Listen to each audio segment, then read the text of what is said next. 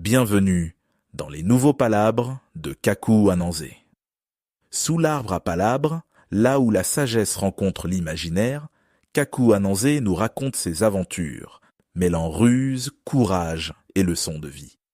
Plongez dans l'univers des contes africains et découvrez l'héritage vivant de nos traditions. Écoutons ensemble l'histoire du jour.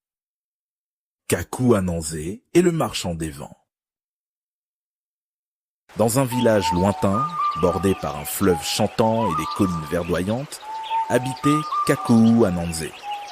Connu pour sa sagesse et son ingéniosité, il était souvent sollicité pour résoudre les problèmes les plus épineux. Un jour, un marchand étranger arriva dans le village se vantant de vendre des vents. « Je vends la brise fraîche pour les jours chauds et le vent du nord pour dissiper les nuages de pluie, » disait-il. Les villageois, curieux et émerveillés, se pressèrent pour acheter ces vents miraculeux. Ils dépensèrent leurs maigres économies, espérant contrôler la météo pour de meilleures récoltes. Mais bientôt, ils réalisèrent qu'ils avaient été dupés.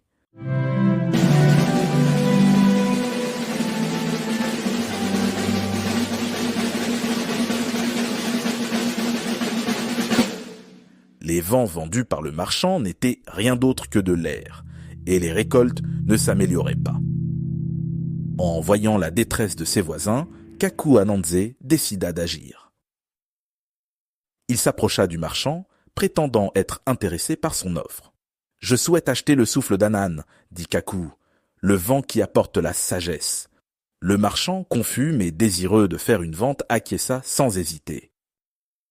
Kaku Ananzé proposa alors un marché. « Si votre vent est vraiment efficace, je vous donnerai mon précieux collier d'ivoire. Mais si je découvre que c'est un mensonge, vous rendrez tout l'argent aux villageois. » Le marchand, sûr de lui, accepta le défi. Kaku prit alors une poignée de sable et la lança en l'air, récitant une prière ancienne. Le sable forma un tourbillon autour du marchand, qui se retrouva enveloppé dans une illusion de vent.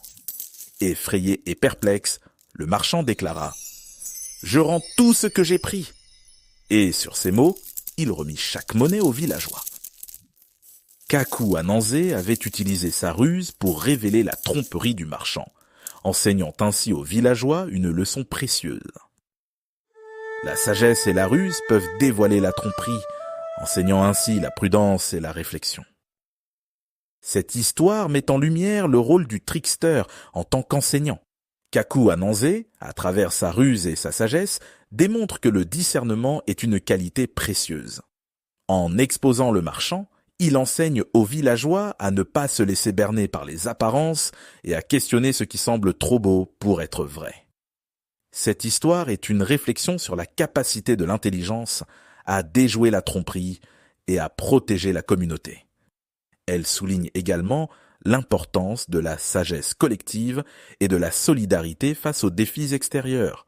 En fin de compte, elle nous rappelle que, malgré les apparences, il est crucial de garder un esprit critique pour naviguer dans les complexités de la vie. Merci d'avoir écouté les nouveaux palabres de Kaku Ananzé. Si cette histoire vous a plu, n'hésitez pas à laisser un commentaire, à aimer et à partager cet épisode autour de vous. Retrouvez-nous pour d'autres aventures et d'autres leçons sous l'arbre à palabres. À bientôt pour un nouveau conte.